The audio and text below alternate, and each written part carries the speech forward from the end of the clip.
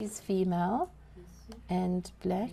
And Each day starts with piles of documents for children who need a good home. During her 27 years as a social worker, thousands of files have crossed Sue Kravitz's desk. Ivy, hey? Is that the name? All right. Most of South Africa's orphans are taken in by family, but Kravitz, who's vice chair of the National Adoption Coalition, says up to 8,000 babies a year are abandoned, and that figure is rising. Yet the number of children on the official adoption list has more than halved in the last decade and is now only about 1,200. There is a lack of awareness around adoption within the social work community. So there are many, many children who could benefit for adoption and who are simply not being moved into that system. And then once they get into the system, they sit in the system a long time. The Department of Social Development wouldn't give Al Jazeera an interview, but it wants to amend the law to allow social workers in the public healthcare sector to facilitate adoption too. At the moment, it's the domain of private practice.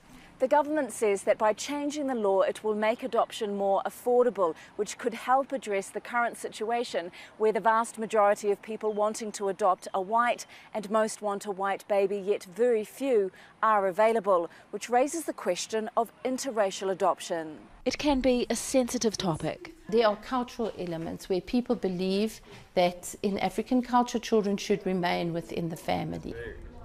But for the Day family, race has never been an issue. They don't bring culture with them. Culture is linked to your language, it's linked to how you're brought up. So when you're in a children's home, there's no culture there. Buchle was adopted as a 6-year-old from a troubled home. She was glad to leave. I don't personally speak to them, but my parents do. But Senze was abandoned at a hospital and does feel as if she's missing out on her Africanness. I do, to be honest, I'd really like to find out more about my culture. I also want to learn my language, which I'm currently working on. Senze may struggle with her sense of identity, but she's grateful she has a family in which to do so.